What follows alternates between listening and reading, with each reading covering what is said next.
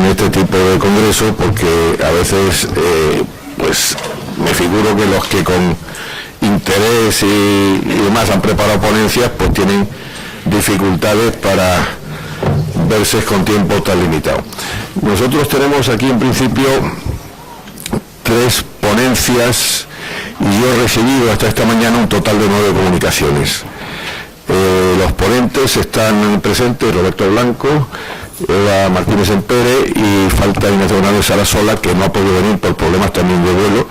Sin embargo, ha hecho el esfuerzo de mandarme un resumen de su ponencia, que es muy amplia, un resumen reducido a 10 páginas, para que yo, bueno, pues intente aquí, si es que procede y no encajamos en un momento en el tiempo disponible, pues darle lectura.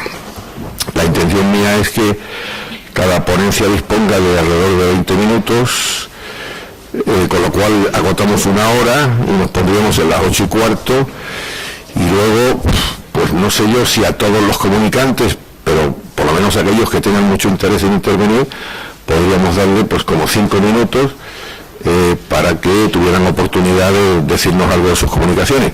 Si no procede eso, de acuerdo con las reglas del Congreso, pues a lo mejor tendría yo que hacer un resumen de las mismas, pero me parece que el esfuerzo que han efectuado merece la pena que se les dé oportunidad en esta tribuna pues a exponer, aunque sea brevísimamente, el relato de su comunicación.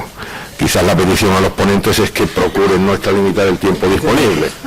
Yo voy a hablar 15 minutos para que puedan hablar los comunicantes. Vale, estupendo. Bueno, la mesa esta es mesa primera, el título es Nación, Soberanía y Representación. Y a mí lo que se me ocurre es recordar al principio de la misma, y repitiendo algo que ya escribí hace algún tiempo en algún lugar, que el 24 de septiembre de 1810 se produjo en un sitio próximo a donde estamos, en la isla de León, un movimiento telúrico que yo decía que era más gordo, más importante que el propio terremoto de Lisboa, que había asolado nuestras costas 55 años antes.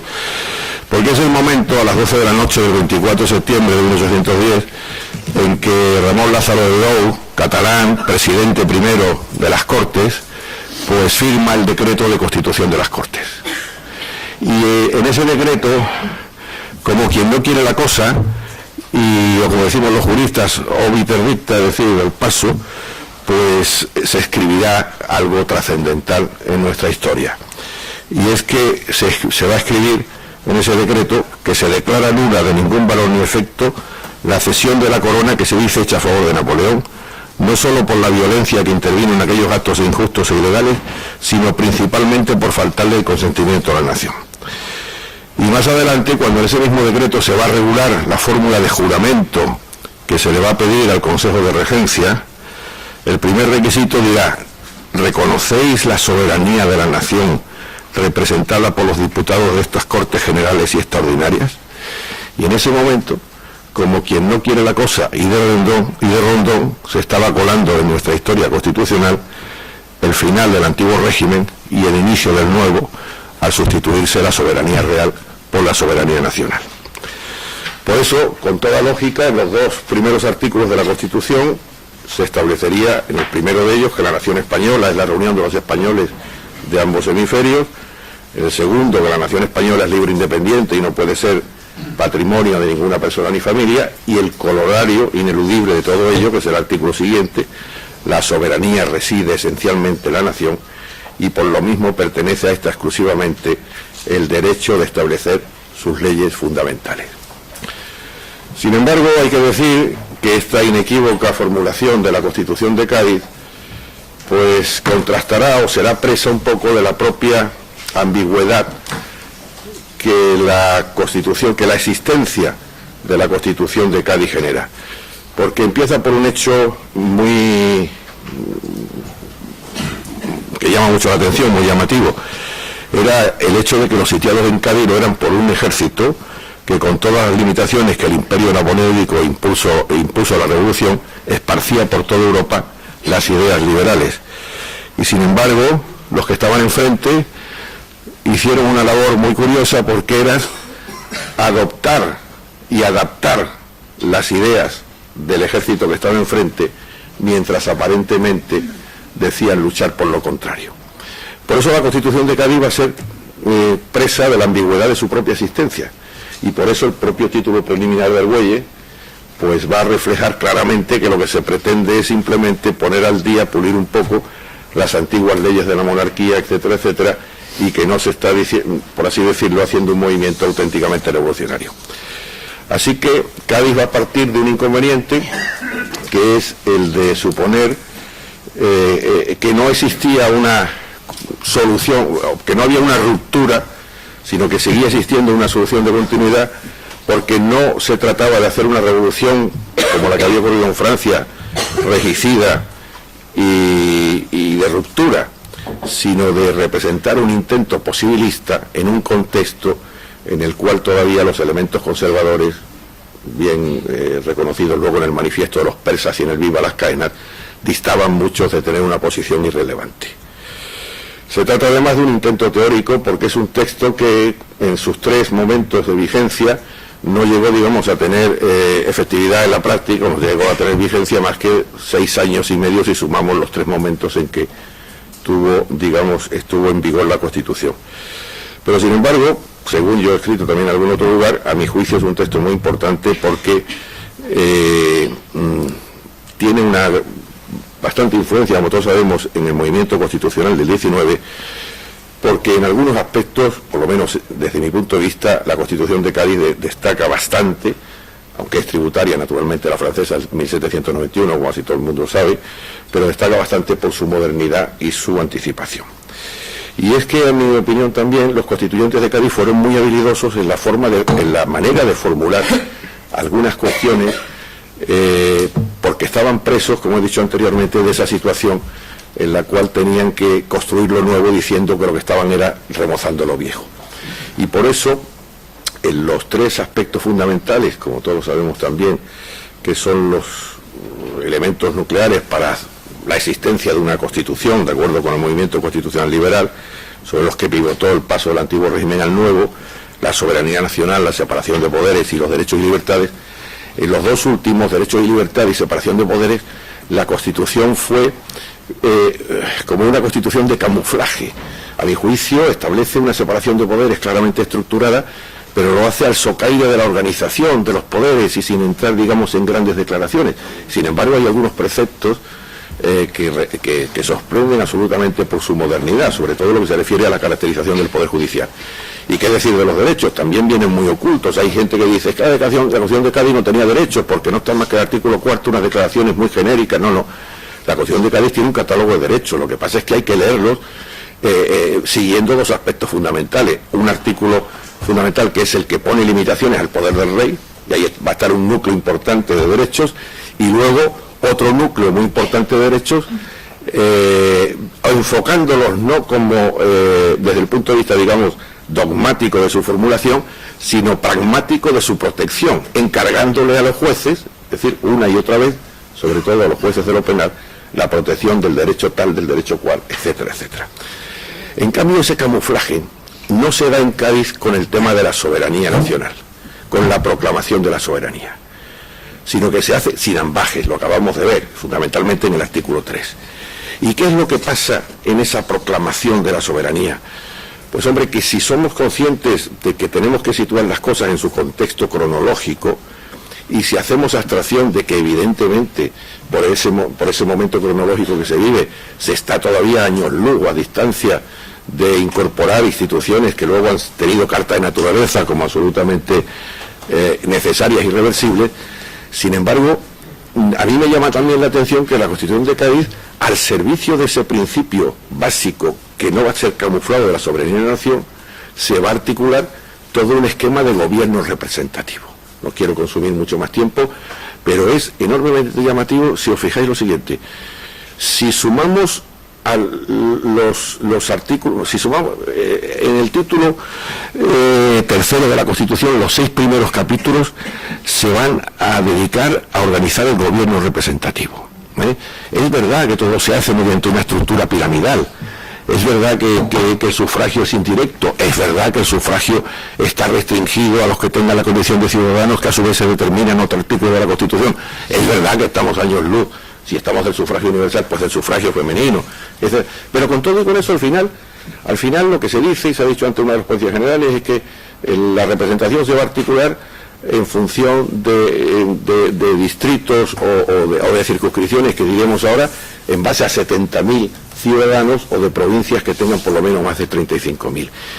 Y a todo eso, a montar todo eso, se dedican 6 capítulos, los 6 primeros del título tercero, pero a continuación el título tercero se va a dedicar a toda la organización de las Cortes. Y a continuación no solamente se queda aquí Cádiz, sino que va a montar todo otro título en el cual se va a intentar articular el gobierno representativo en las entidades que hoy llamaríamos locales, es decir, en los ayuntamientos y diputaciones. Al final de todo este viaje, ¿dónde llegamos?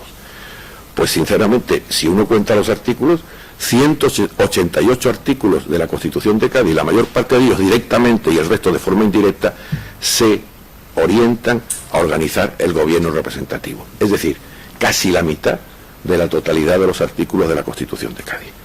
Por eso yo creo que estas reflexiones sobre nación ligada a representación, pues es algo, digamos, que merece la pena en una visión retrospectiva como la que intentamos hacer de la Constitución de Cádiz.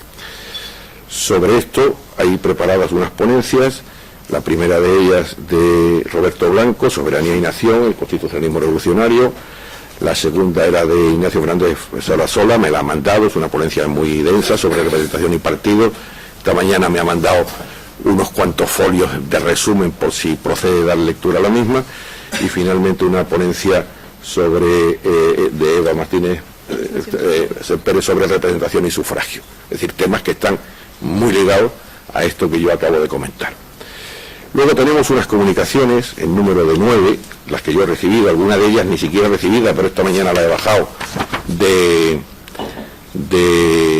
la página de la asociación, y son comunicaciones que se pueden agrupar en 2 grandes lotes, a su vez con algún sublote. Hay 4 comunicaciones que se refieren a aspectos de derecho más o menos entendido en un sentido amplio comparado, ¿no? Así que hay una ponencia de Eloy Espinosa sobre los aportes de Cádiz a la construcción del concepto de soberanía en los ordenamientos iberoamericanos. Hay otra, lo cito aquí en cada grupo por orden alfabético, de Federico Montalvo, la valoración de la Constitución de Cádiz en la Europa del siglo XIX, especialmente en Alemania, Inglaterra y Francia, que más que una comunicación es una ponencia, desde luego esto. Hay también de César Landa una comunicación sobre el rol de la Constitución de Cádiz en la gestación de la independencia de Perú. Hay finalmente en este orden en este grupo de comparado una ponencia finalmente que se dice Ideas políticas y régimen constitucional autonómico en la provincia de Quito, del profesor Javier Garaycoa Ortiz. Luego hay otro grupo que podemos incardinarla en referencias a temas representativos y electorales. Leire Burguera y Carlos Vidal han hecho una comunicación sobre el sistema electoral en la Constitución de Cádiz de 1812, y Miguel Ángel Presno Linera sobre la instrucción de 1 de enero de 1810 y la Constitución del 12 como origen del derecho electoral español. Luego tenemos 2 aportaciones femeninas de Ana Aba y María Macías Jara, que se refieren pues a la gran carencia de Cádiz, yo creo que inevitable desde el punto de vista cronológico, como también era inevitable la alusión a la religión católica como la única de todos los españoles, etcétera, etcétera. Una de ellas responde al título, Ana Aba, del gran olvido del constitucionalismo gaditano, y otra es el título, pues también es el mismo tema, pero en fin, con un enfoque distinto, la ciudadanía invisibilizada, el reconocimiento constitucional del sufragio femenino. Y finalmente hay una última ponencia que se desubica de estos grupos que yo he constituido, pero que tiene que ver con un papel relevante de las Cortes de Cádiz, donde ahí también se inicia, si ustedes quieren, lo que es el derecho financiero español, desde el punto de vista constitucional. La naturaleza jurídica de las competencias financieras en las Cortes de Cádiz, en el esquema textual de la Constitución de 1812. Precisamente cuando yo he contado que son 188 los artículos de la Constitución que se dedican al gobierno representativo, también incluyo en ellos aquellos que regulan las funciones de las Cortes y, entre otros, estos que se refieren a la competencia financiera de las Cortes. Si es posible, y dado que vamos a matacaballo, pero hasta ahora no he consumido más que 10 minutos, le daríamos, como he dicho antes, oportunidad a los comunicantes de exponernos, siquiera sea telegráficamente, el contenido de sus comunicaciones. Y ahora tiene ya la palabra Roberto Blanco para que nos ilustre sobre su ponencia. Muy bien, ¿sí? ¿Se ve?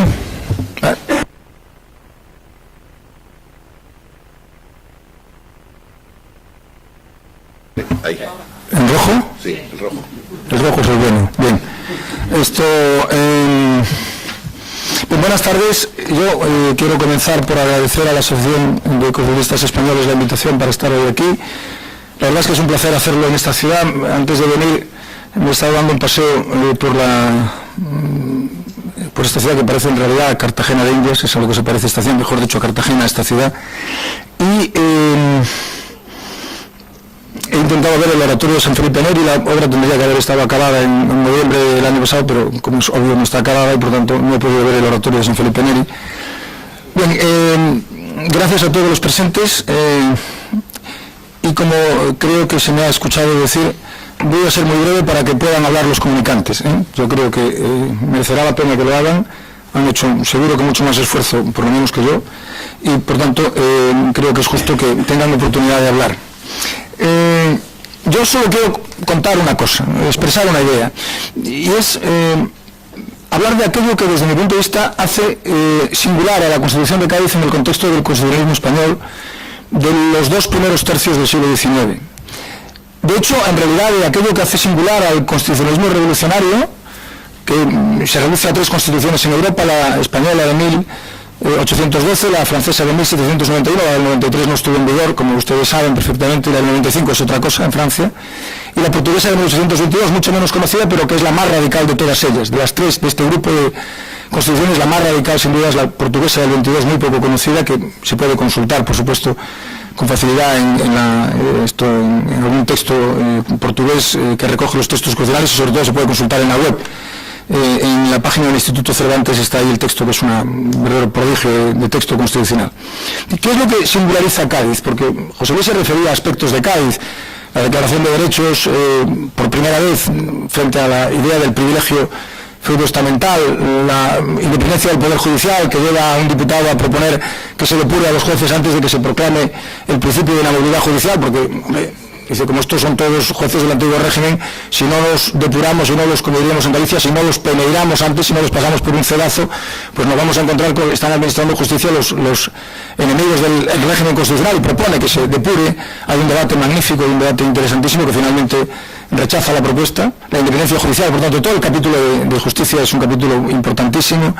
El capítulo relativo a la milicia nacional, en realidad las milicias, no está todavía muy clara la idea de milicia, pero que finalmente acaba. En fin, hay multitud de aspectos de Cádiz que son relevantes, pero desde el punto de vista de lo que singulariza a Cádiz, que es lo que singulariza al constitucionalismo revolucionario, es la ordenación de los poderes del Estado. Es decir, cómo ordena las relaciones entre el Poder Legislativo y el Poder Ejecutivo. Yo creo que esto es lo fundamental del texto de Cádiz. Esto es la clave fundamental que hace del texto de Cádiz un texto distinto y que avanza 100 años, para decirlo claro y pronto, 100 años sobre el constitucionalismo del siglo XIX. El constitucionalismo del siglo XIX en Europa, Estados Unidos es otra historia, porque como no tienen, como decía Tocqueville, han podido partir de cero, es el único país, dice, que en donde se parte de cero.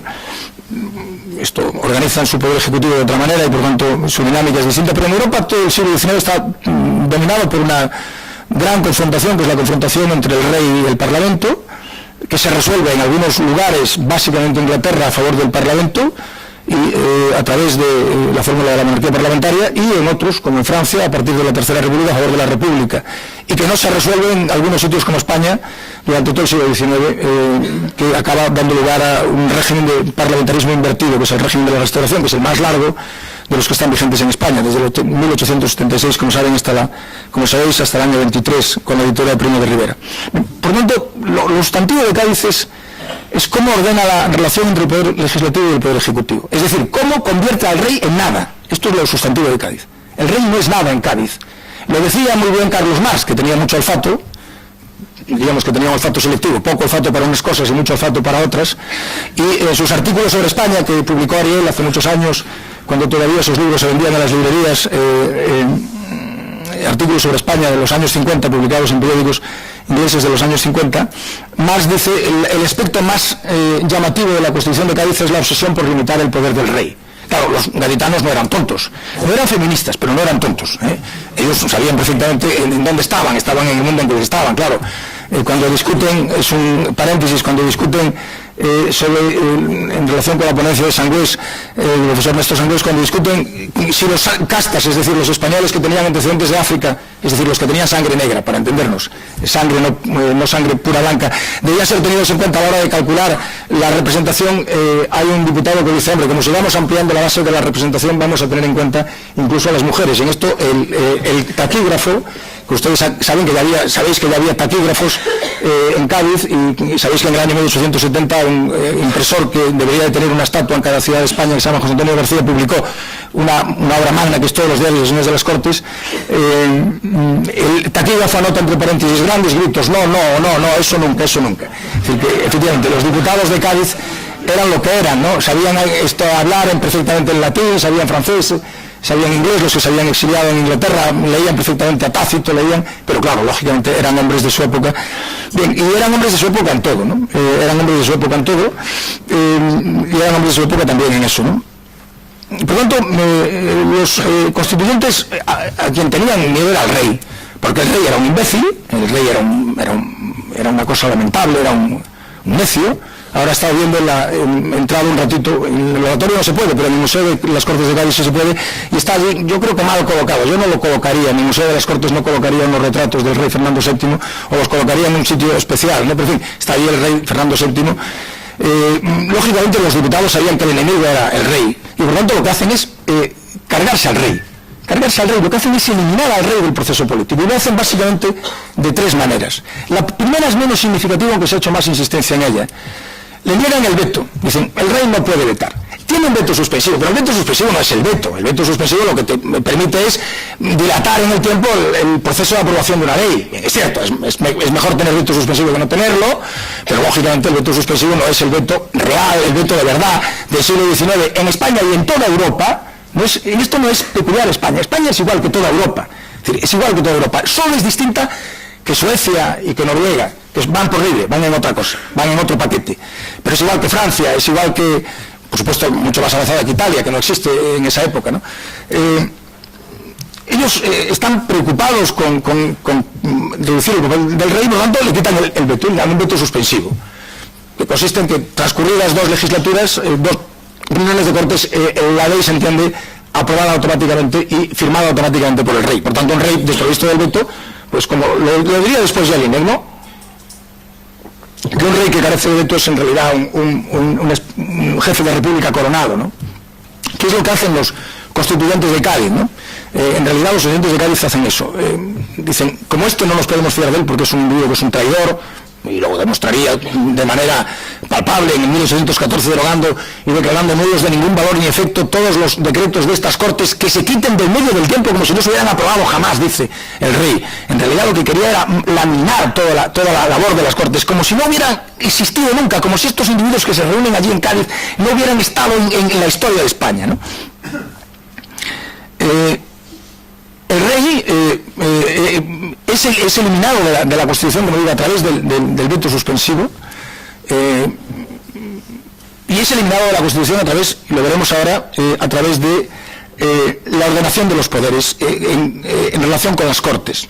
Claro, todo esto procede de un principio, algunos de vosotros estará diciendo, bueno, ¿y esto, la soberanía dónde aparecía? De un principio que es una afirmación radical de la soberanía nacional. El artículo que regula la soberanía nacional en realidad tenía que haber dicho otra cosa distinta de lo que decía.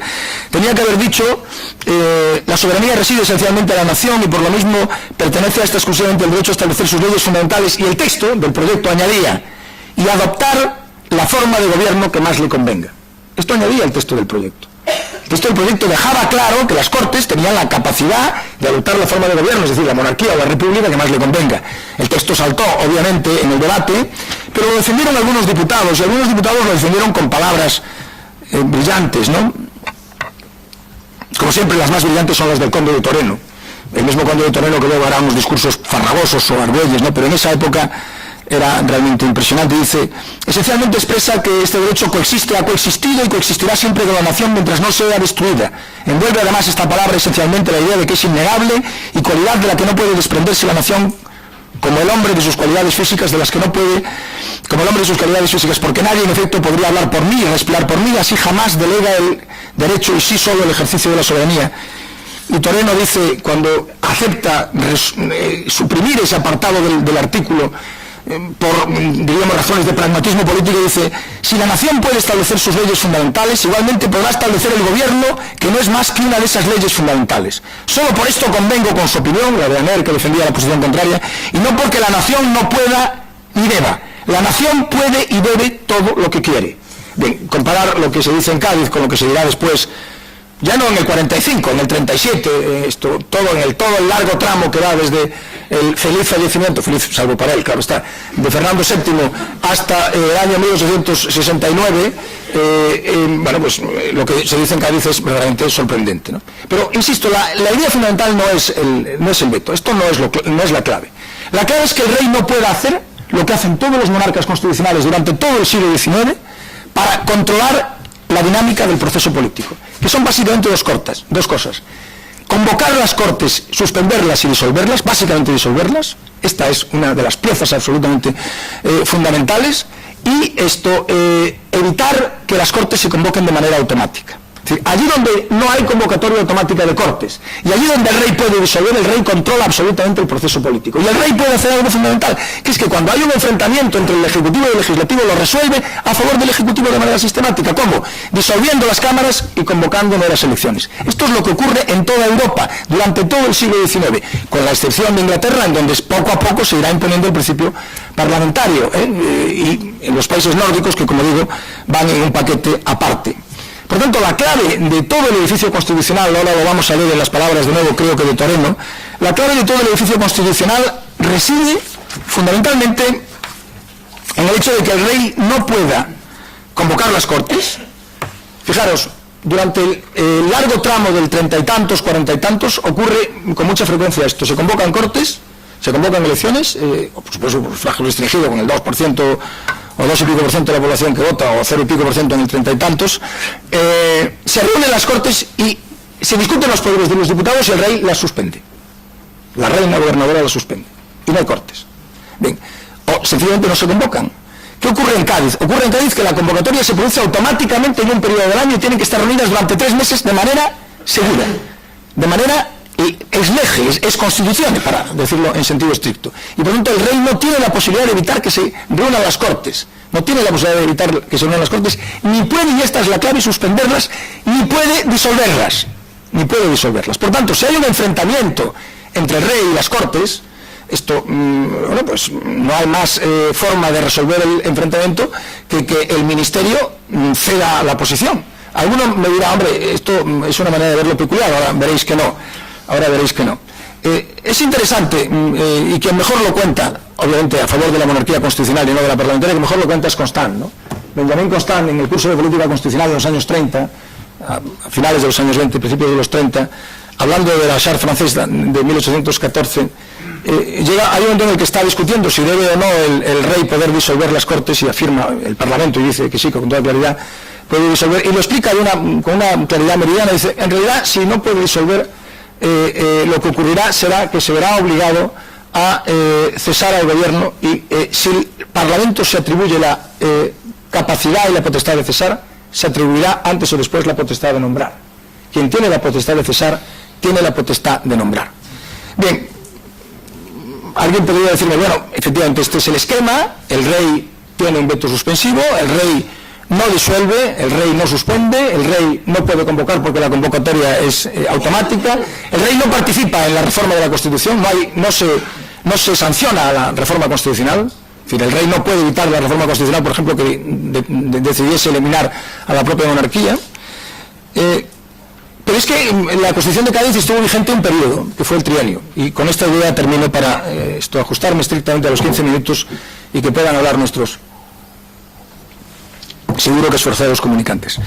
El rey, la Constitución estuvo vigente un periodo, que es el trienio, y el trienio liberal, que es muy corto, como su propio nombre indica, son 3 años, 1820-23, es un auténtico laboratorio constitucional, es de un interés extraordinario, porque es la única época en la historia de España, del siglo XIX, de todo el siglo XIX, es la única época en la historia de España de verdad, en que está vigente un texto de carácter parlamentario, el texto de Cádiz. Y yo no he estudiado otras políticas, pero he estudiado con gran detalle, mucho más del que hubiera deseado a mi familia, la política militar en la época de Cádiz.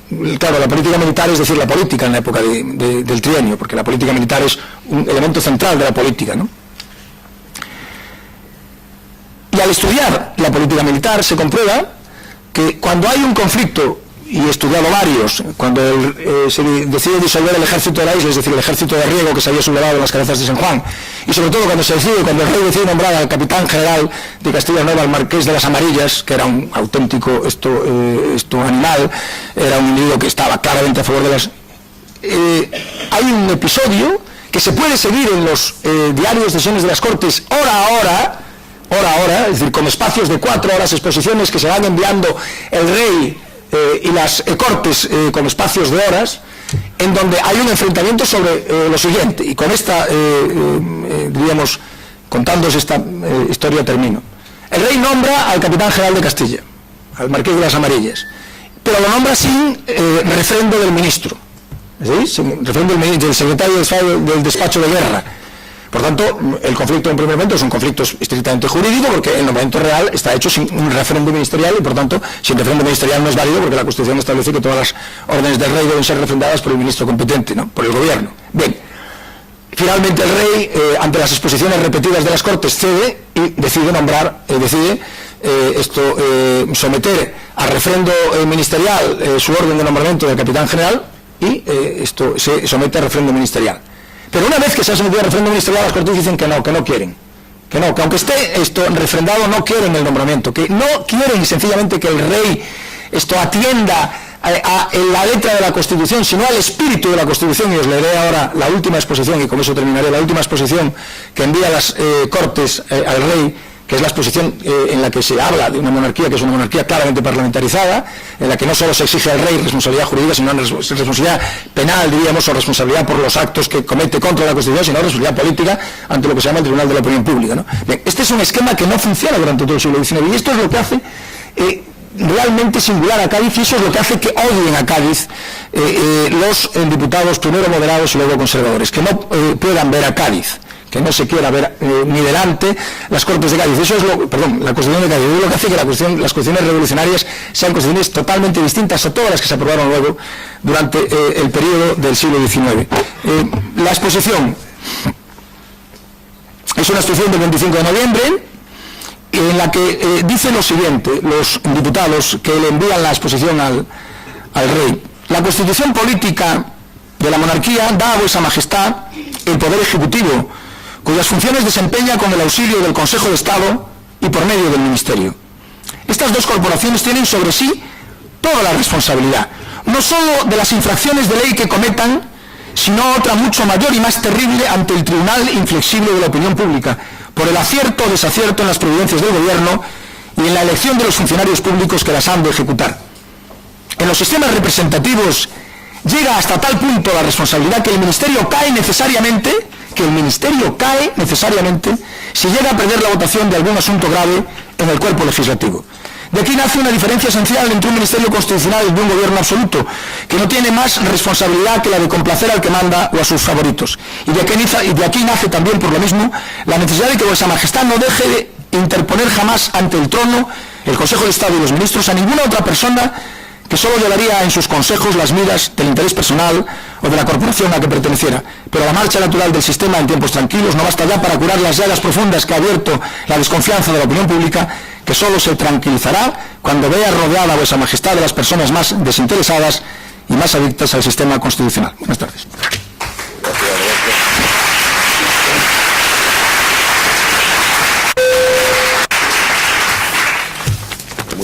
interesante la exposición tuya, Roberto. Quizás como una pequeña postilla, para los que no lo conozcan, hay un artículo fundamental de la Constitución de Cádiz, que es el 172, el de las restricciones a la autoridad. Tienes que apagar tú. El de las restricciones a la autoridad del rey, que como he dicho antes es un artículo largo porque en él se contienen, a contrario, una serie de derechos fundamentales. Y sin embargo, la primera restricción que se establece a la autoridad del rey es terminante en la línea que tú dices.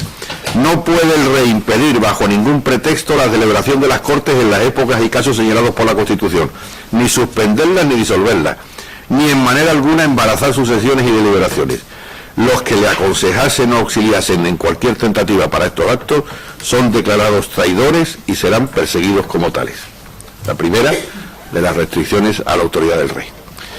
La segunda ponencia sería la de Ignacio Fernández Sarasola, que ya he dicho antes que ha tenido problemas de vuelo y no la puedes poner aquí. Es una ponencia muy densa en el tema de los partidos y representación y partidos, de manera que incluso no a espacio y medio, sino a un solo espacio, ocupa 26 folios, y ha tenido él la gentileza de mandarme ayer por la tarde, o esta mañana, ya no recuerdo, creo que ayer por la tarde, un resumen con el ruego de que yo le diese lectura, a lo cual procedo. El resumen es mucho más cortito porque está a doble espacio y además son poquitas páginas.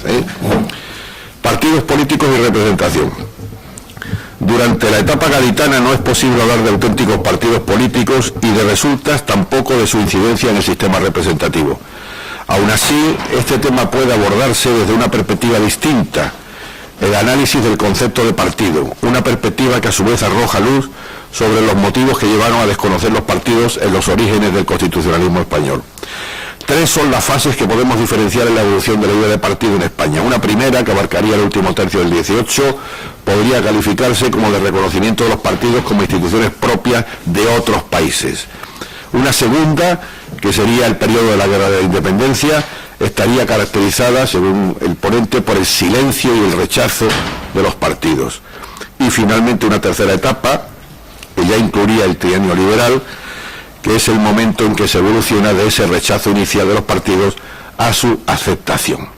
Y a continuación lo que hace Ignacio es desarrollar en su ponencia estas tres fases, de las cuales a su vez aquí hay un pequeño resumen.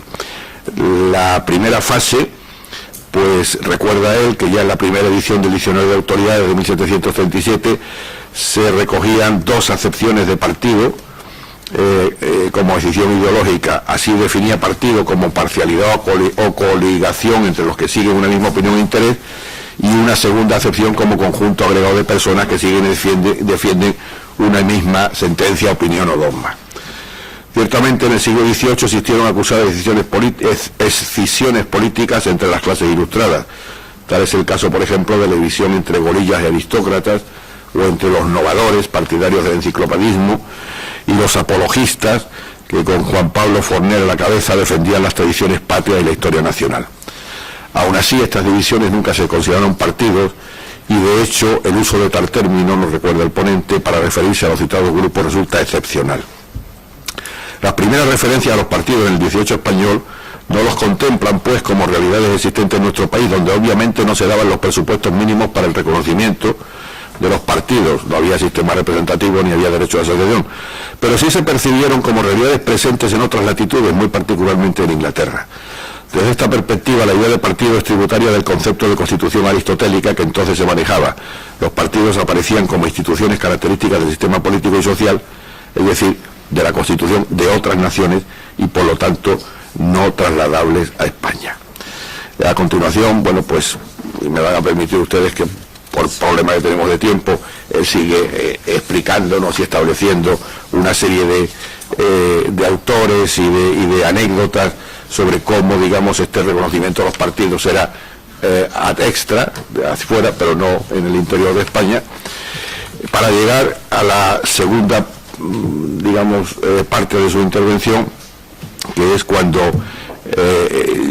ya estamos dentro de España y es una visión ad intra, pero ahí es una visión de silencio y rechazo, ¿no? Él dice: durante la guerra de la independencia las escisiones políticas se acentuaron y así España quedó dividida en dos grandes bandos, patriotas y afrancesados, el primero de los cuales a su vez mostraba en su seno importantes discrepancias políticas. De ahí surgían los conceptos liberal y servil, aparte de las referencias al grupo de los americanos al que se le asignaban unas posturas políticas específicas. Sin embargo, en la etapa gaditana se eludió el término de partido, de modo que la tónica general del periodo 1808-1813 es el silencio y la omisión del concepto. Buena prueba de ello fue Jovellanos, quien, a pesar de su conocimiento del gobierno británico, no se refirió a los partidos ni aun en sus reflexiones sobre Gran Bretaña. En las escasas ocasiones que se menciona el término partido, se utiliza siempre con una evidente carga negativa, bien para referirse a los enemigos, partido afrancesado, bien para hablar de divisiones intestinas entre los patriotas que debían evitarse. En este sentido, la diferencia entre partido y facción desaparece y ambos términos designan por igual a asociaciones perjudiciales. La explicación del silencio, a este silencio rechazado a los partidos, responde, a juicio del ponente, a dos factores. El primero era la búsqueda de la unidad nacional imprescindible en la guerra contra Napoleón y que obligaba a superar cualquier discrepancia, tal es el sentido de la palabra de Bosmeriel, Rico, etcétera, etcétera. Pero hay un segundo factor, dice Fernández Sarasola, que es el de tipo ideológico.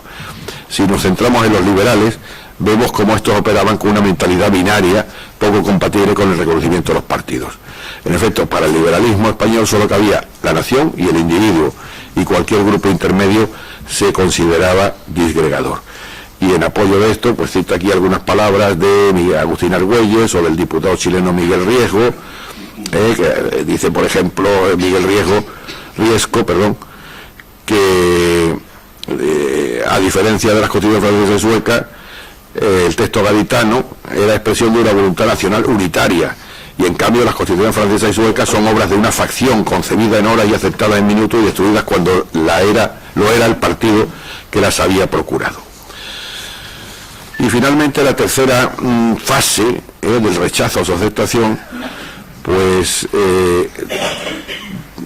aquí escribe: tras la caída de la Constitución gaditana, durante el exilio al que se vieron obligados los liberales, el término partido volvió a emplearse. En algunos casos, como el de Pedro Pascasio, en el Español Constitucional, editado en Londres, pero manteniéndose todavía una imagen peyorativa de los partidos.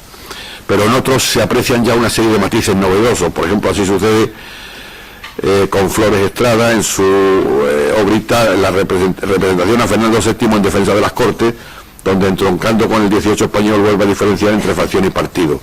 El primer término quedaría reservado a los serviles y el segundo calificaría a los liberales y afrancesados.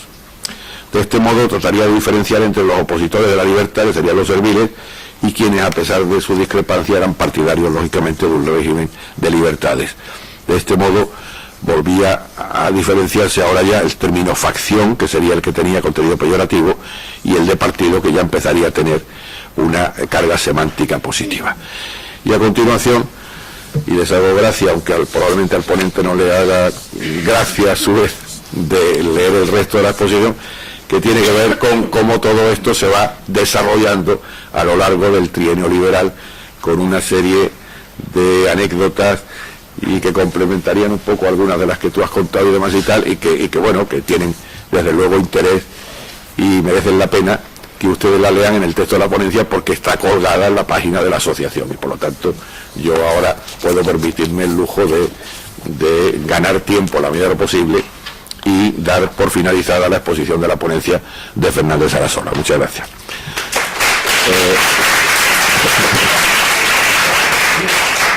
Tiene ahora la palabra en esta carrera en pelo doña Eva. Bueno, pues muchas gracias al director de la mesa, profesor García Ruiz, y también a la Asociación de Constitucionalistas de España, a la Junta Directiva y a su presidente, y también, bueno, al Centro de Estudios Políticos y Constitucionales y a la directora. Lamento tener esta voz, pero en fin, estoy acatarrada, pero bueno, creo que se me entiende. Claro, aquí en este congreso y también en obras anteriores, pues ya se ha hablado de las ideas internacionales, por ejemplo, el libro de la profesora Julia Sevilla, también sobre la nación y las Españas, representación y territorio, de la profesora Marta Lorente, y también en las ponencias generales pues se ha ido haciendo referencia a todo eso. Incluso pues se ha dicho ya que no quedaba definido el sujeto, ¿no? El sujeto político. Por supuesto, eso es cierto, pero también lo es que de la lectura de la Constitución de 1812 se ve que ese sujeto, ese individuo, pues va a ser él y no ella. Y además ya al final, cuando ya se llega a ver quiénes van a ser diputados a Cortes, pues van a ser, digamos, esos varones propietarios. Efectivamente, bueno, pues había esos intentos de abolir, como decía Argüelles, la esclavitud, si no de manera inmediata, por lo menos el comercio, que esas hijas e hijos de personas esclavas, bueno, pues ya nacieran libres, y todo esto, por supuesto, es cierto, y por tanto, bueno, pues yo no me voy a dedicar ahí, sino que más que en sí de la Constitución de 1812, aunque era una referencia a ella, voy a hablar de ese contexto de la Ilustración, que se decantó, digamos, en una dirección, pero que desde el punto de vista de los postulados teóricos, digo, por supuesto no prácticos, no con la organización social existente, también se podría haber decantado en otro, ¿no? Entonces yo por eso a esa ponencia, a la que amablemente, bueno, pues me han invitado las instituciones y personas citadas, de representación y sufragio, pues le añadí el subtítulo, por decirlo así, de las huellas de una ausencia del siglo XVIII al siglo XXI, pero vamos, no se alarmen, que seré breve, sobre todo me dedicaré más que nada al siglo XVIII, XIX y menos ya en esta exposición al XX y al XXI recién iniciado. Y sobre esto, bueno, pues me gusta empezar con dos citas muy conocidas, pero que quiero leerlas aquí brevemente. Una es de Clara Campoamor, cuando dice que el silencio no absuelve las injusticias, y la otra también muy conocida, del Marqués de Condorcet, cuando dice: ahora bien, los derechos de los hombres se derivan únicamente de que son seres sensibles, susceptibles de adquirir ideas morales y de razonar sobre esas ideas. De esta manera, puesto que las mujeres tienen esas mismas cualidades, tienen necesariamente iguales derechos. O bien, ningún individuo de la especie humana tiene verdaderos derechos, o todos tienen los mismos. Y el que vota contra el derecho de otro, cualquiera sea su religión, color o sexo, ha jurado de los suyos a partir de ese momento. Entonces, claro, esas ideas, pues también, la de Clara Campoamor no, claro, como es obvio, pero esta última cita también estaba presente en esa época, ¿no? Entonces yo por eso, la primera parte, bueno, pues será justamente contrastando como esas ideas de libertad, de igualdad, también el preámbulo de la Constitución norteamericana, la búsqueda de la felicidad. En el artículo 13 de la Constitución de 1812 también se dice, bueno, que la finalidad del gobierno, en sentido general, y también gobierno como tal de la nación, pues es procurar la felicidad, el bienestar de los individuos que la componen. Es decir, que las ideas estaban, por así decirlo, flotando en el aire. Entonces, sobre ese contexto, pues haré un primer apartado sobre feminismo, ilustración y constitución en el siglo XVIII, después lo que sería feminismo liberal sufragista en el siglo XIX, después ya lo que sería, bueno, pues feminismo con la democracia, siglo XX, la paridad y algunos retos pendientes en el siglo XXI, una brevísima pues reflexión final. En el siglo XVIII, como digo, bueno, pues tenemos ese contexto de ideales ilustrados, igualdad, libertad, incluso este, que a mí me gusta bastante, de búsqueda de la felicidad, hoy lo diríamos más bien, está inserto en las constituciones con una cierta referencia a una calidad de vida digna. Hay que crear las condiciones, después, claro, cada cual va a procurar su felicidad dentro de ese contexto de una manera individualmente diferenciada. Y entonces, claro, nos encontramos con ese profundo contraste teórico entre esas ideas y después lo que va a ser, digamos, ese constitucionalismo del siglo XVIII e incluso del siglo XIX, que va a dejar fuera a la mitad femenina de la población, inicialmente a los varones no propietarios, pero esto sucedería, como saben, pronto, y también inicialmente, bueno, pues a personas con la piel de otro color. Entonces, claro, ideas ilustradas, quienes estaban a favor de la igualdad de mujeres y hombres, también a favor de la igualdad racial, pues tenemos a François Poulain de Labarthe, que ya en 1673 escribió una obra sobre la igualdad de los dos sexos, y digamos que se considera también uno de los inventores de la igualdad moderna, porque critica esa desigualdad. Entonces, bueno, pues en esta obra argumenta que las mujeres podrían desempeñar cualquier profesión, ya había algunas reinas, también podrían ser, en sus palabras, juezas, generalas, teólogas, etcétera. Después también, bueno, pues tendríamos ahí, como decía, esas ideas del Marqués de Condorcet, con igualmente, al menos desde un punto de vista que podríamos llamar hoy de derechos humanos, desigualdad para todas las personas, sin distinción de sexo, color de la piel, religión. Después es cierto que sí defendía la admisión de las mujeres propietarias al derecho de ciudadanía, pero esa igualdad, por decirlo así, desde ese punto de vista de derechos humanos, pues sí la defendía ya. Tenemos también la Declaración de los Derechos de la Mujer y la Ciudadana de Olimpia de Gouges, que ella la redacta en 1691, y ahí dice algo que realmente ya se ha incorporado en la reforma de algunas constituciones, la alemana, la portuguesa, la italiana, con otras palabras, pero dice que la nación consiste en la unión de la mujer y el hombre.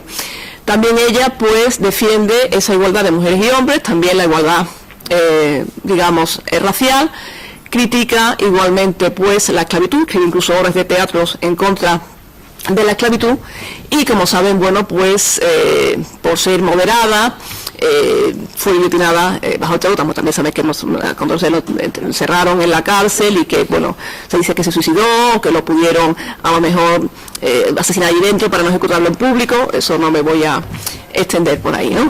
Y después también, bueno, pues como refutación a las ideas que defenderá Rousseau, porque estoy empezando, digamos, por las ideas a favor de la igualdad, pues también a Mary Wollstonecraft con su vindicación de los derechos de la mujer, cuando desde los postulados ilustrados de esa libertad y esa igualdad dice, bueno, porque no se va a extender esto realmente a mujeres y hombres y se va a quedar solamente en una mitad de la población. Lo mismo también cuando se defiende la igualdad, pues también se defienden las diversas igualdades, y también, por tanto, pues defiende esa igualdad racial, la abolición de la esclavitud. Claro, estos postulados de mujeres y hombres que defendían estas ideas, bueno, pues se difundían en círculos ilustrados, en muchos casos no llegaban a toda la población, que en esa época todavía una parte de ella era analfabeta, pero sí tuvieron, ya digo, bueno, pues esa cierta trascendencia, tuvieron también una influencia teórica, pero, como digo, no pudieron plasmarse en la práctica. Claro, desde el punto de vista teórico, como estamos aquí viendo, sus ideales abstractos de la Ilustración, de libertad, de igualdad, de búsqueda de la felicidad, de organizar la convivencia humana de acuerdo con la razón y con la naturaleza, y este concepto va a ser importante en un doble sentido, pues, como digo, en cambio, pues no llegaron a plasmarse en esas constituciones de finales del siglo XVIII y del siglo XIX. Claro, ¿qué es lo que subyacía ahí? ¿Por qué esto fue así? Porque esa discordancia entre esas proclamaciones teóricas y después, ya digo, la redacción de esos textos constitucionales tan decisivos, tan importantes, por otra parte, en la implantación del Estado constitucional, y cuyas huellas, en el aspecto que tienen de positivo, pues perduran hasta hoy. Bueno, pues sobre eso, digamos, hay que decir que subyacía a esas ideas teóricas, pues el planteamiento, digamos, a veces de modo no explícito, pero en algunos casos de modo sí explícito, del modelo social dominado por patriarcado, que va a ejemplificar muy bien Rousseau, genial en otros aspectos, pero en este conocido como fundador del patriarcado moderno. Entonces él, en el Contrato Social y en el Emilio, sobre todo en el capítulo 5, 1762, pues claro, ya no se puede argumentar a favor de la desigualdad por nacimiento, por privilegios, todo esto ya por derecho divino. Esto ya no concuerda, ya no encaja dentro de esos postulados de la Ilustración, pero sí se puede argumentar a favor de que la naturaleza ha dispuesto las cosas de un modo y no de otro. Entonces, claro, empieza a decir que la naturaleza ha destinado a los varones a la esfera pública, al Estado, mientras que también la naturaleza habría destinado, la afirma que sí, la habría, pongo yo, a las mujeres a la esfera doméstica y privada, y dentro de esta, además, y aquí concuerda ya con Aristóteles, claro, pues tendrían que estar subordinadas pues al varón cabeza de familia, y que además hay que educarlas de manera que voluntariamente deseen esta sumisión en el matrimonio y también que acepten esa exclusión de la esfera pública. La segunda, aunque no aceptaran, claramente las leyes la impedían. Entonces dice expresamente que hay que enseñarles, claro, algo que les permita, bueno, ocuparse de la casa, de la familia, pero nada más. Entonces no quiere que las mujeres accedan a la educación superior. Y además también, bueno, pues dice que tienen que aceptar al marido que les toca en suerte, incluso aunque fuera cruel con ellas o aunque le tuvieran aversión. Entonces, claro, esta idea sutil, inteligente, propia de una mente inteligente como era la suya, aunque en este caso, bueno, pues con unas ideas realmente tan contrarias a esa igualdad y a esa libertad, pues calaron profundamente y son justamente las que van a estar en la base de la exclusión de las mujeres de la ciudadanía, están excluidas del proceso político y además también van a estar subordinadas, como digo, pues en la esfera privada. Entonces, claro están, mientras que las ideas ilustradas a favor de la libertad, de la igualdad, de la búsqueda de la felicidad, consideran la desigualdad social, no solamente la que yo estoy tratando aquí, sino también incluso la desigualdad que conllevara una posición económica desventajosa, etcétera, la consideran, como ya quien les habla escrito en otras ocasiones, humanamente creada y humanamente modificable. En cambio, Rousseau y quienes comparten esta posición consideran este estado de cosas como un estado, por decirlo así, propio de la naturaleza. No existirían entre los sexos relaciones de poder, serían por lo tanto relaciones supuestamente prepolíticas, y al ser supuestamente prepolíticas serían también por lo tanto prejurídicas, con lo cual el Estado constitucional, esa creación racional fruto de esa deliberación para ordenar la convivencia humana, pues no tendría por qué intervenir ahí. Como digo, no habría ahí poder, no habría por tanto una esfera en la que el Estado, en la que el derecho tuviera que intervenir.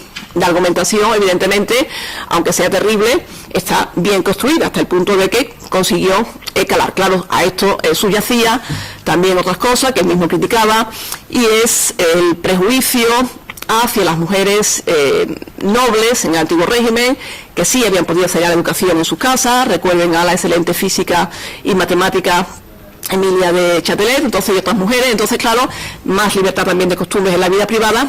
Claro, era contrario a eso. Entonces, claro, argumentaba para que se igualara no hacia arriba, sino para que se igualara hacia abajo. Entonces, esas, yo digo, son estas ideas que van a estar ahí, y por eso Olimpia lo dice muy bien, Olimpia de Cook, cuando dice ella, claro, las mujeres tenemos igualdad en subir al cadalso, pero en cambio no tenemos igualdad en que se nos considere que integramos la nación junto con los hombres, ni tampoco en tener derecho de sufragio, ni en las demás facetas, digamos, que van a integrar la convivencia en un Estado, ¿no? Eso sería un poco, a grandes rasgos, esa idea de feminismo, ilustración y constituciones en el siglo XVIII. En el siglo XIX, además, nos encontramos con que, como reacción justamente a estos planteamientos ilustrados, va a existir una gran virulencia a favor de este cambio en la posición social de las mujeres, por lo que la filósofa Amelia Valcárcel llama la misoginia romántica. Entonces, claro, aquí hay evidentemente un cierto recelo, se estaba ante algo nuevo, con esta implantación del Estado constitucional, con esas posibilidades que se le estaban dando a la razón como ordenadora de la convivencia humana, y entonces se pensaba que tampoco habría que ir, entre comillas, demasiado lejos. Si cambiaba la posición social de las mujeres, ¿qué iba a pasar con los lazos sociales, con la familia? Y entonces, bueno, pues se va a hacer una alabanza, puesto que ya esa posición más destacada intelectualmente, en su vida privada, de esas mujeres nobles, se iba a ver criticada, puesto que tendrían privilegios, evidentemente tendrían más privilegios que mujeres y varones que no pertenecían a ese estamento de la nobleza. Pues entonces, claro, se va a argumentar a favor de esa igualación, a favor de esa domesticidad de las mujeres, mientras que por el contrario, como saben, sí se iba ya ampliando, bueno, pues el derecho de sufragio a los varones no propietarios, por ejemplo en Francia en 1848, y entonces se pensaba que ya para algunas personas podría decirse, bueno, que el Estado se estaba ya democratizando, que ya era democrático, ¿no? Claro, frente a este estado de cosas, pues en Estados Unidos tenemos también en 1848, año también de la publicación del Manifiesto Comunista, la declaración de Seneca Falls o declaración de sentimientos, en la cual también se reúnen mujeres y hombres, y la declaración la firman 70 mujeres y 30 varones. La igualdad no quiere decir que una persona sea mujer y piense una cosa, que uno sea un hombre y piense otra, sino que es una cuestión individual. Y entonces, pues efectivamente utilizan, igual que también hacían estas personas ilustradas a las que me refería antes, pues utilizan aquí la naturaleza, pero igual que ellas, de un modo completamente distinto a como lo hacía Rousseau. Entonces, una de las decisiones, esta declaración de Seneca Falls, dice que realmente toda decisión que vaya contra la verdadera y sustancial felicidad de la mujer es contraria al precepto de la naturaleza. Aquí es la naturaleza justamente utilizada para fundamentar realmente, bueno, pues esa felicidad que va de suyo, que también esa libertad y esa igualdad. Lo mismo dicen con respecto a las leyes que pongan socialmente a las mujeres en una posición de inferioridad con respecto a los varones, serían contrarias a la naturaleza y a la razón. Digo, planteamientos anti-igualitaristas, aquí se les da la vuelta. Consideran que es un deber sagrado conseguir el derecho a voto, también piden poder predicar en los púlpitos, en las iglesias, cosa que ya, bueno, se han conseguido muchas confesiones protestantes, y entonces, ya digo, defienden esta idea, no van tampoco a conseguir que esto sea así. Es curioso resaltar que en el estado de Wyoming, en 1869, votaban mujeres y hombres de piel clara, no así las personas de piel oscura, ¿no? Y otra curiosidad, en el estado de Nueva Jersey, por error ponen en 1766 personas, con lo cual votan las mujeres, cuando se dan cuenta, en 1907 lo quitan, para que no se promulgue eso. Entonces votaron, pero rápidamente pues dejaron de votar. Pero quiero decir, estas ideas pues estaban ahí. Entonces, bueno, pues hay una lucha de las sufragistas, también para abolir la esclavitud. Pero salvo en algunos estados, bueno, pues se le dijo a los varones de piel negra que si seguían apoyando el sufragio de las mujeres, a ellos no se les iba a conceder el derecho al voto, ¿no? En el caso del Reino Unido, bueno, pues tenemos también a Harriet Taylor, a John Stuart Mill, también con esa raíz, bueno, de un naturalismo individualista, también, bueno, pues un poco procedente de Locke, ¿no?, que rebatía a Filmer, defensor a ultranza de una supuesta interpretación de la Biblia, ¿no?, que confería esa autoridad patriarcal siempre al varón. Y entonces, a partir también de esa consideración de individuo, no solamente a ellos, sino también a ellas, pues también defendían, lógicamente, que las mujeres pudieran participar en la vida política, que pudieran votar, que no se les supiera en la vida privada, etcétera, ¿no? Entonces yo digo que estas ideas, estaban también por ahí, pero fue difícil el que se aplicaran tan pronto en la sociedad, porque, como ya decía el preilustrado Pulán de la Valle en 1673, repito, pues la educación es muy importante para combatir el prejuicio. Y realmente, bueno, pues no fue hasta esa fecha, final del 19, en algunos casos primeros del 20, cuando las mujeres por fin consiguen acceder a la educación superior. Nosotros, que las mujeres pudieran educarse en su casa, pero primero la enseñanza primaria, después la enseñanza secundaria, más que nada argumentando que tenían que hacerlo para desempeñar bien su función doméstica, pero después ya el gran paso se da con la educación superior. Y en el siglo XX, pues seguía yendo muy rápido, pues nos encontramos con que, de modo no buscado, pero algunos países, como por ejemplo, bueno, en Europa, Finlandia, 1906, después también territorios de Australia del Sur, 1902, Tasmania, 1903, pues van reconociendo el derecho de sufragio, pero durante la Primera Guerra Mundial, claro, las mujeres van a ser, aparte de las tareas que ya venían desempeñando, las más penosas en el campo, porque cuando llegan las máquinas, los varones dicen que tienen que hacerla ellos, en las fábricas, etcétera, pues en fábricas de armamento. Entonces, claro, están haciendo ya una labor que, además, muy importante para mantener esa economía de guerra. Los varones tuvieron que ir al frente, en muchos casos, bueno, pues no pudieron volver muertos, o volvían heridos, mutilados.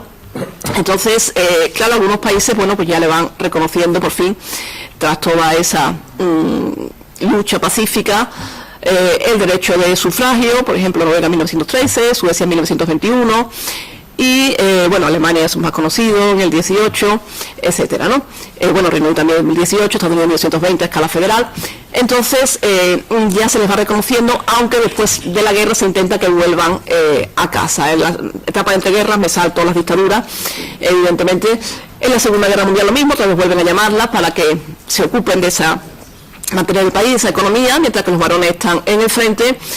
Y entonces ya países que no habían hecho antes, pues se lo reconocen como la Francia. Me he saltado España, como es obvio, porque es más conocido, ya lo he dicho más claro, en el 31 con la Segunda República, pero me interesa más destacar otras cosas y por eso no me voy a detener ahí, ¿no?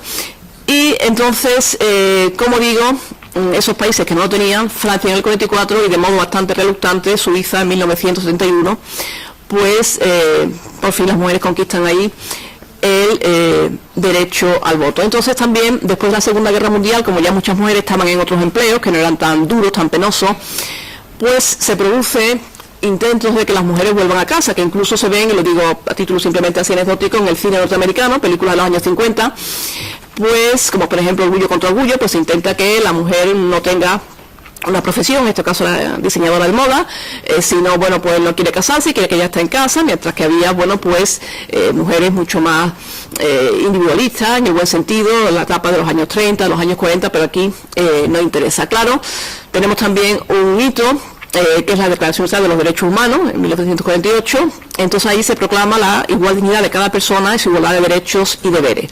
Pero aún así, y voy saltando de muchas cosas, nos encontramos con que a finales del siglo XX, pues todavía nos vamos a encontrar con que es cierto ya que las mujeres van a poder votar, pero que en cambio no están en los órganos de poder.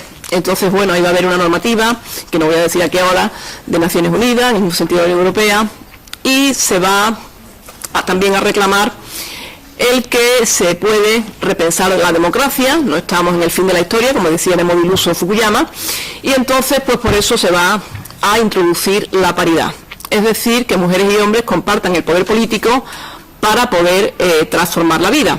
Y entonces, bueno, son los que se viene haciendo, con bastantes dificultades, pero bueno, se viene haciendo a finales del siglo XX, principios del siglo XXI, y para ir terminando ya, pues nos encontramos con esta crisis económica, que más que nada es una crisis sistémica, es el agotamiento de un modelo, y claro está siempre cuando se intenta por los postulados neoliberales y neoconservadores, tan en boga en los últimos 30 años, con las de regulación financiera, con la idea de reducir el estado mínimo, después de ese consenso de diversos partidos después de la Segunda Guerra Mundial en crear un estado de bienestar, pues nos encontramos con que si no en la teoría sí, al menos en la práctica, sí se pueden reducir los derechos de las mujeres, por supuesto mucho peor que una persona, mujer o varón, esté en paro, pero si no en la teoría, insisto, en la práctica, sí se van digamos, minando las posibilidades de que uno y otro pues combinen su vida personal, familiar y profesional, de que existan servicios sociales para el cuidado, digamos, a la infancia, a las personas enfermas o con discapacidad,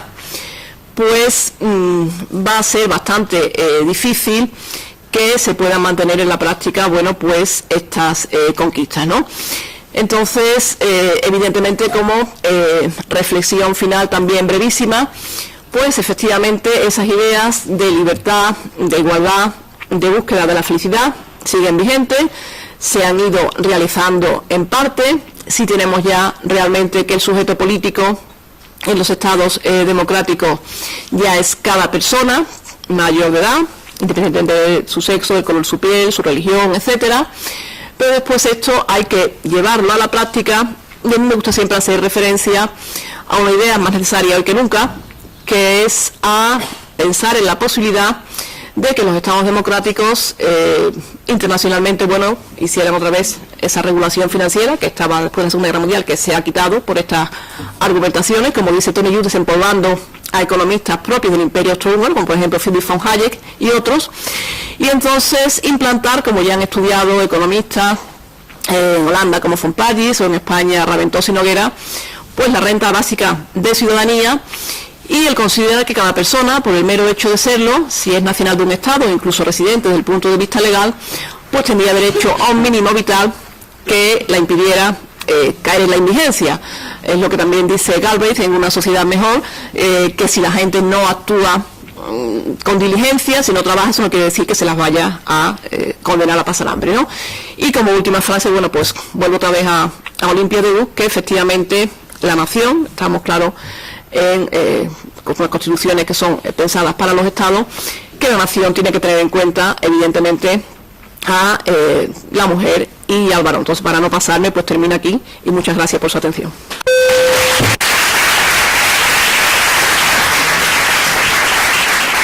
Gracias, profesora Martínez Pérez. Desde luego, la virtualidad de la Constitución del 12 es tremenda, porque nos ha llevado hasta la renta de emancipación. O sea que, claro, la ponencia no está todavía colgada, pero será colgada próximamente y sí, todos ustedes podrán disfrutar con ella.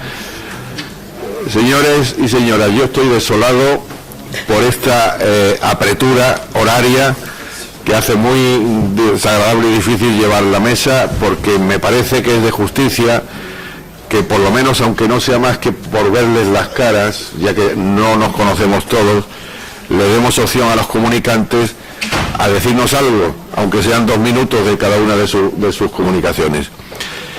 Y en este sentido, he recibido una nota del presidente de la asociación que me recuerda que a las 20:50 hay que desalojar, perdón, a las 20:50 hay que desalojar esto porque nos echan. Así que lo que tenemos son escasamente 30 minutos. Aquí hay un micrófono que se aprieta aquí, se habla por aquí, pero que incluso se graba en el sistema de tal, y que yo cedería a los señores comunicantes que lo tengan a bien. No sé exactamente por dónde empezar o no, pero me da a mí la impresión, en fin, que por ejemplo tengo aquí la primera que tengo en este lote. Federico Montalvo está por ahí, que yo no lo conozco personalmente. Federico Montalvo no está. Pues mira. Y Eloy Espinosa, ¿quieres intervenir? Sí, te mato porque nos tenemos que ir. No, pero creo que sí. Bueno, ponte ahí en aquel, sí. Es que no quería yo que perdiéramos tiempo yendo y viniendo. Bueno, sí, pero creo que la pasada será más rápida. Bueno, gracias a todos, a todas, gracias especialmente a los organizadores, a Miguel y a Paloma de manera muy especial, y voy rápido al punto. La idea de la ponencia que he presentado es cómo se enfoca los problemas o los aportes de Cádiz, y sobre todo en el tema de soberanía a nivel de Hispanoamérica. Y aquí es importante decirlo. En Hispanoamérica esto sí ha sido relevante, no solo por su juramentación, que como se ha explicado es relativa, o porque hubo una participación de estudio significativa, con los matices que ya se han dicho en una ponencia anterior. Es importante porque fue central como elemento de discusión en el debate para la configuración de las instituciones que vinieron después. ¿Y esto por qué? Porque la crisis española del 19 permite, en el caso latinoamericano, algo que se va a decir de suyo reflejar de forma muy importante. El esfuerzo, este difícil equilibrio, por un lado, establecer algunos cambios en parámetro más democrático, pero rescatando elementos de institucionalidad y rescatando elementos de identidad. Entonces, este difícil equilibrio que se manejaba en el contexto de Cádiz es muy útil para la reflexión latinoamericana. Para la reflexión latinoamericana, tanto de los procesos de independencia que se van a dar después, o por los procesos de independencia que ya estaban en trámite en este contexto. Y esto se hace, y sin duda, para, en uno u otro caso, tener alguna pauta de discusión para lo que se quiere formular como nuevas instituciones a aplicar. Y en ese sentido, incluso en el tema de soberanía, el asunto se ve con más claridad, porque es donde este equilibrio se plantea con menos amajes. Allí sí la cosa es bien clara, hay una apuesta por tener un esquema de desmontaje, la anterior, cuidando ciertas formas, pero yendo a una cosa distinta y en un contexto diferente.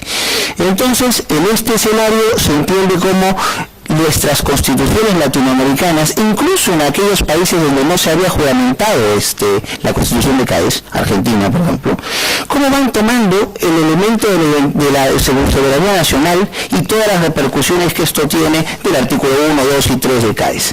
Y algunos copiando actualmente el texto de Cádiz.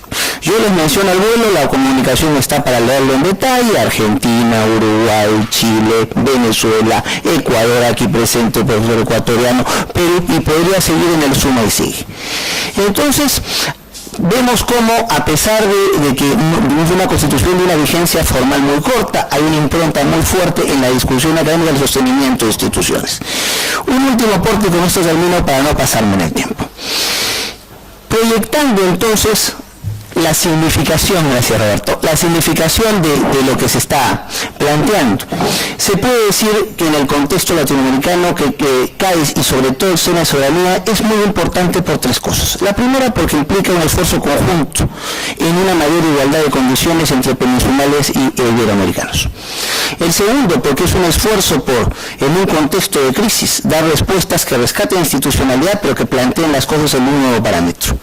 Y en tercer lugar, es importante porque se juega claramente a un modelo de despersonalización del ejercicio del poder.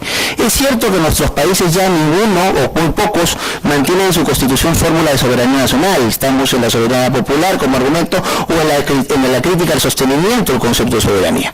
Pero la idea de la despersonalización del poder que vino con Cádiz llegó para quedarse. Y como podemos ver, algunos de estos tres problemas, o todos estos tres problemas en un contexto distinto como el de hoy, todavía se siguen dando. Con lo cual, tal vez tomando el título de este seminario, podemos decir que las huellas de Cádiz han aportado, pero pueden seguir aportando y pueden seguir siendo un camino a seguir en el futuro entre nuestros países. Nada más. Muchas gracias.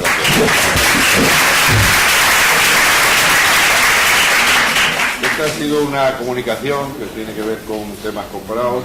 Quizás ahora, por alternar, podíamos entrar en alguna de temas electorales o de representación. Tenemos la de Leire y Carlos Vidal o la de Miguel Ángel Fresno. ¿Alguien quiere? ¿Insistes en qué? Que yo renuncio.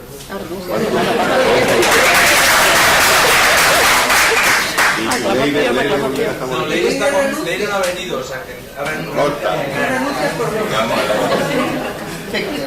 Bueno, pues entonces volveríamos a las comunicaciones comparadas. El profesor Landa, Garicoa. Es una cosa muy puntual, es el tema de la audiencia de Quito, ¿no? Sí, pero sobre Cádiz. Vale. Bien, muchas gracias. Básicamente yo quiero poner énfasis en dos o tres cosas. Primero, como dijo la profesora Lorente, en 1812, Cádiz es la última oportunidad del hispanoamericanismo. Hay quienes han puesto énfasis en la idea de la insularidad de la Constitución de Cádiz, pero olvidan que tras esa insularidad se encontraban vastos territorios, particularmente en el continente americano.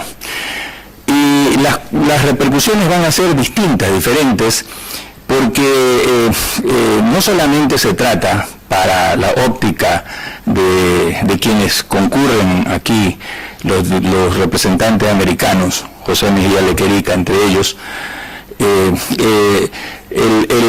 los elementos ideológicos de la construcción del Estado sobre el cual hacía énfasis Roberto Blanco, sino también el tema de la representación y además de algo que se encuentra implícito, una ausencia para la cual pues van a encontrar voz a través, ocasionalmente en algunos de estos diputados, las poblaciones indígenas de América. Sobre esto también vale la pena destacar que la Constitución de 1800, una de las decisiones del Congreso de Cádiz fue la abolición de las prestaciones de las mitas de los indígenas. Y esto va a tener una repercusión incluso en el elemento de la representación. También se hacía referencia por parte de la profesora Lorente que uno de los aspectos esenciales que producto de la Constitución de Cádiz fue la proliferación de representaciones locales, de ayuntamientos. El sistema representativo o electoral que se consagra en la Constitución es por escalas. La última es justamente la de las parroquias, ¿no? Y lo interesante es que incluso destaca un historiador ecuatoriano, Jaime Rodríguez, que los indígenas empiezan a elegir representantes, y lo cual pues provoca la inquietud de los grandes hacendados, criollos o españoles, indistintamente, ¿no? Porque por primera vez estos dicen que ellos también tienen derecho de representarse Y por otra parte, habida cuenta de que la Constitución elimina los privilegios en cuanto a la tributación, reclaman pues por tanto que ellos no están obligados a pagar el tributo de indios, que es una excepción y que por tanto pues no se puede considerar como un elemento especial de carga hacia ellos, ¿no? Hay que destacar que todo eso va a producir una conmoción, particularmente cuando Fernando VII, a partir de 1814, ¿no?, restaura el absolutismo. Es el punto final, es el acabose para cualquier intento del hispanoamericanismo, ya por cierto erosionado por el proceso independentista que se había iniciado en Argentina, en Colombia, Venezuela, y que por supuesto llega también hasta Ecuador. Yo quisiera destacar aquí que, en ese sentido, este elemento se va a perder, el elemento de la igualdad que la Constitución de Cádiz provoca es más que nada en el imaginario, ya lo hemos dicho en el caso de los indígenas, pero también entre las mujeres de América. Si bien no a través del tema de la representación, sí en su activa participación, lógicamente no masiva, ¿no?, pero en la activa participación dentro de los procesos de independencia. Son suficientemente conocidos, quizás el más conocido es el de Manuela Sáenz, la compañera de Simón Bolívar, ¿no? Pero esto provoca en el imaginario de estos sectores un deseo de autorrepresentación que lógicamente acoge algunos de estos planteamientos de la Constitución de Cádiz. Quisiera destacar también aquí que este elemento de autorrepresentación, por ejemplo, se va a mantener incluso al poco tiempo de la independencia, ¿no? El mismo historiador al que ya hice referencia menciona cuando ya en el Estado ecuatoriano conformado se pretende que los indígenas continúen llevando cargas públicas. Por cierto, el tributo de indios se mantuvo también tras la independencia, esta vez a favor de los estados respectivos. Estos aducían, cito, que la Constitución de Colombia, ya conformada la Gran Colombia, ¿no?, y por su código que nos gobierna está declarado que todo hombre republicano no es ni puede ser feudatario ni sujeto contra su voluntad a ningún servicio vil, conceptando al hombre libre en sus acciones y derechos sagrados que posee. Por lo tanto, no puede constituirle a ninguno por estrépito, fuerza ni violencia a que sirva en ningún ministerio, no siendo que sea con su espontánea voluntad. Este texto lo ha rescatado el historiador Rodríguez, ¿no? Es una representación de indígenas, de interandinos en el Ecuador. Cierro esta intervención porque hay una ruptura, o hay un intento, una visión de ruptura, que es la que Simón Bolívar va a plantear en torno a estos temas, ¿no? Lo importante es que desde 1815, en sus cartas de Jamaica, Bolívar aboga por la especificidad de América, aduciendo básicamente que somos diferentes, no somos europeos, dice él, ¿no? Y luego hace una serie de alegatos. Pero en el año de 1819 se celebra el Congreso de Angostura en Colombia, que elabora la Constitución colombiana, a la cual, por cierto, Bolívar resiste. Pero resiste precisamente porque ahí no se reflejan algunos aspectos esenciales que para él son importantes en torno a la justicia y la igualdad. Él en su alocución inicial, está también en la ponencia, no la cito y con eso termino, ¿no?, dice lo siguiente: si el principio de la igualdad política es generalmente reconocido, no le es menos de la desigualdad física y moral. La naturaleza hace a los hombres desiguales, en genio, temperamento, fuerzas y caracteres. Las leyes corrigen esta diferencia porque colocan al individuo en la sociedad para que la educación, la industria, las artes, los servicios, las virtudes le den una igualdad ficticia, propiamente llamada política y social. La diversidad de origen requiere un pulso infinitamente firme, un tacto infinitamente delicado para manejar esta sociedad heterogénea, cuyo complicado artificio se disloca, se divide, se disuelve con la más ligera alteración. El sistema de gobierno más perfecto es aquel que produce mayor suma de felicidad posible, mayor suma de seguridad social y mayor suma de estabilidad política. Gracias.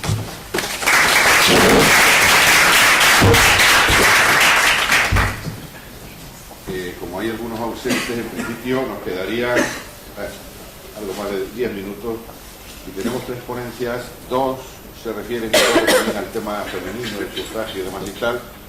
La profesora Ana Aba está presente. Sí, ella. Muy bien.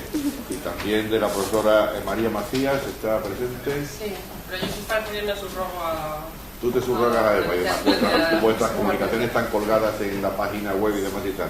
¿Tú, Ana, quieres decir?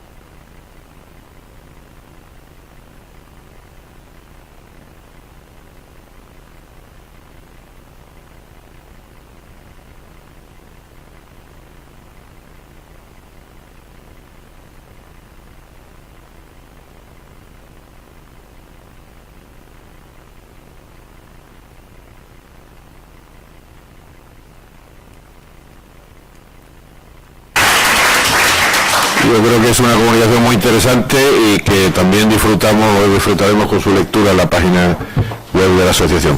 Por cierto, hay publicados por el Centro de Estudios Constitucionales que hay aquí en Cádiz, que se llama 1812, y el Ayuntamiento de Cádiz, una serie de obras sobre el 12, que no sé si conocéis todos y demás y tal, en la cual pues no solamente se aborda el tema de la Constitución desde el punto de vista jurídico, sino también desde muchos puntos de vista históricos, sociológicos, costumbristas, de participación de las mujeres, etcétera, etcétera, y es un conjunto de publicaciones que creo que merece la pena considerar. Nos quedan finalmente 8 o 10 minutos, perdón. ¿Tú quieres intervenir? Una cosa breve para que nos demos cuenta de que en todos los sitios cuecen habas. La primera mujer que estudia medicina, que se admitida en la Facultad de Medicina de la Universidad de Harvard, es admitida en el año 1965. Facultad de Medicina de la Universidad de Harvard, 1965. Nos quedan 8 o 10 minutos y nos queda también una ponencia singular en el sentido de que se ocupa de los aspectos financieros de las Cortes. La profesora Isabel Melado está presente. Ana Isabel Melado. Si quiere te levantas y te oímos mejor.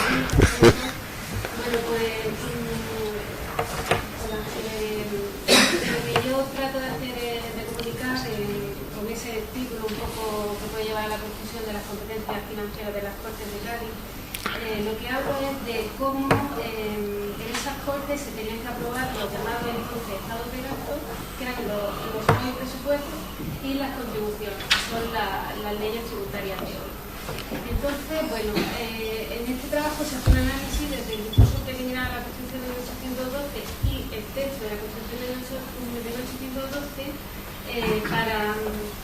bueno, en este cotejo lo que se ve es que, a pesar de que en el discurso el principio de división de poderes como contrapeso, para quitarle poder al monarca es un bastión bastante considerable, y el principio de reserva de ley también es un pilar fundamental, y el derecho de propiedad privada también es otro pilar fundamental. Cuando el propio Argüelles, el que lo pronunció, habla en el discurso de la posibilidad de frenar un poco ese poder que tenía el monarca a la hora de establecer los estados de gasto y fijar las contribuciones, Argüelles además de bueno, me voy a centrar. Argüelles considera que necesariamente toda vez que se reconoce la soberanía nacional del Parlamento, de las Cortes, deben ser las Cortes las que aprueben esas limitaciones del derecho de propiedad privada. Entonces es muy sólido el discurso a la hora de establecer los estados de gasto para frenar ese poder, en fin, para frenar ese poder del monarca.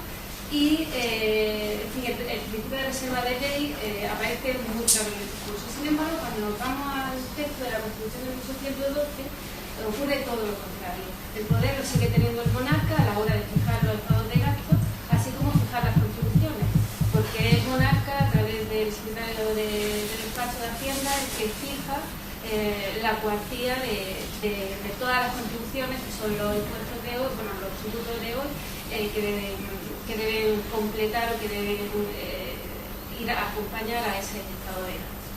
Entonces, bueno, lo que se hace una crítica de cómo esos principios, que ya lo hizo Blanco White, esos principios tan solemnes y tan grandiosos que forjaron todo el ideario de Cádiz, a la hora de trasplantarlo, a la hora de llevarlo a cabo, la ingeniería del texto constitucional, bueno, pues se ve que hay un desfase entre el discurso y en fin, cómo limitaban el derecho de propiedad. Y quizá por lo que le ha enviado a esta mesa es por cómo en cuestión presupuestaria de alguna manera no se... la representación política ha habido un desfase, ¿no? Se han sacado la ley de presupuesto del resto de leyes que se aprueban en base a la representación política. Muchas gracias. Muchas gracias, profesora Melado. Es muy interesante su aportación. De todas maneras, una reflexión. Creo que la Constitución hay que verla como conjunto. Los actos del rey eran nulos y no iban refrentados por el correspondiente secretario de despacho, y a su vez, si la memoria no me falla, los secretarios de despacho del rey o los secretarios del rey eran nombrados previa terna del Consejo de Estado o algo así. Eran responsables. O eran responsables ante las Cortes y demás y tal, pero había una ¿perdón? Penalmente. Pero en el trienio, con lo que se le exige al rey cuando nombra a este hombre no es la responsabilidad penal, es la responsabilidad política a la que se le daba responsabilidad ante el Tribunal de la Opinión Pública, pero eso no es la responsabilidad política. En todo caso, no nos da tiempo a debatir, pero para la profesora Melado quiero decir que eso quizás dulcifica un poco su desilusión sobre la disparidad entre el discurso y el texto concreto de la Constitución.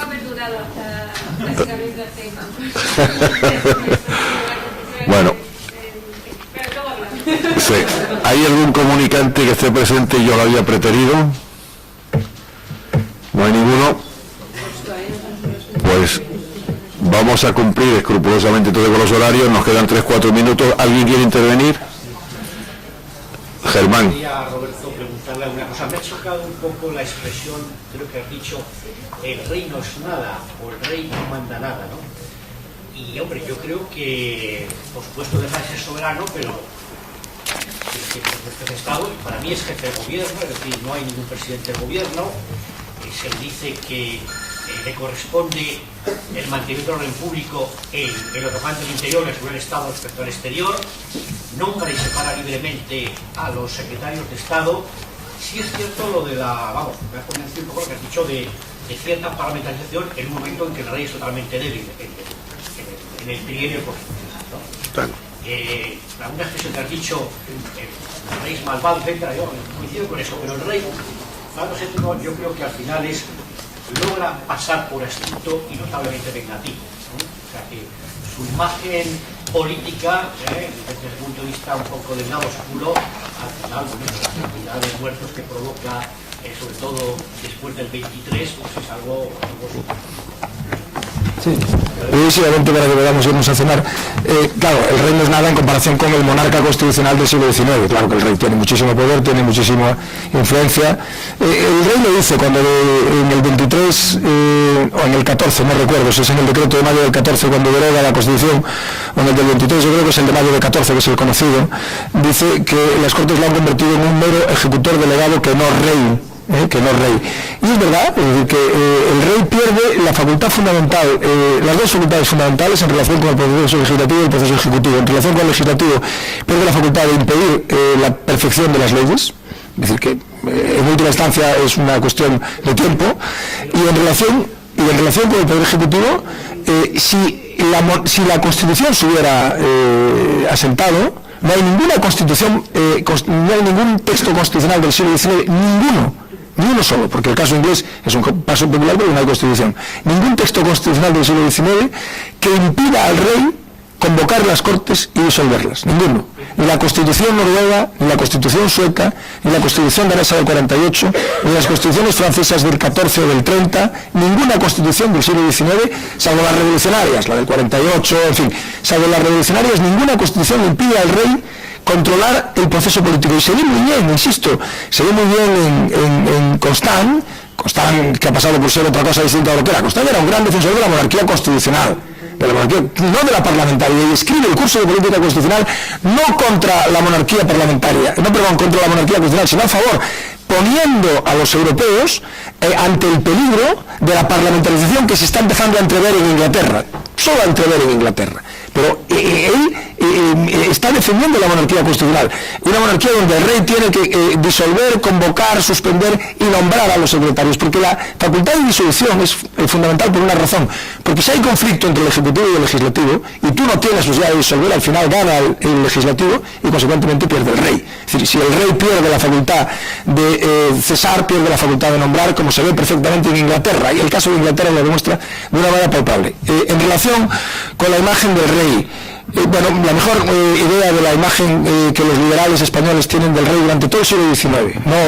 Es una idea que se extiende a lo largo de todo el XIX, la expresa Benito Pérez Galdós en el primero de los episodios nacionales, quiero recordar que es el primero, que se llama La Fontana de Oro, en relación con este bar que todavía existe en Madrid, aunque creo que no está en el lugar donde estaba la antigua Fontana de Oro, que es el nombre de una sociedad patriótica, esas sociedades patrióticas que Gil Novales estudió también, y en La Fontana de Oro hace un retrato de Fernando VII en donde están, digamos, todos los tópicos en el sentido estricto de la palabra, todos los tópicos del liberalismo hispano sobre el rey. El rey es un necio, el rey es un traidor, el rey es un adebe, el rey es un débil, es una persona sin carácter, controlado por los curas, controlado... En fin, bueno, yo no sé si esto responde a la realidad, aunque lo que he leído sobre Fernando VII da una imagen, diríamos, muy poco edificante del rey, ¿no? El rey traiciona a su padre y luego, en fin, el rey era realmente, yo creo que cuando fallece el rey en el año 1834, en 1833, es una fecha feliz, efectivamente, porque fue el peor rey que hemos tenido en toda la época del siglo XIX y XX. Hemos tenido reyes, en fin, complicados, pero es el peor de todos con mucha diferencia, sin duda, ¿no?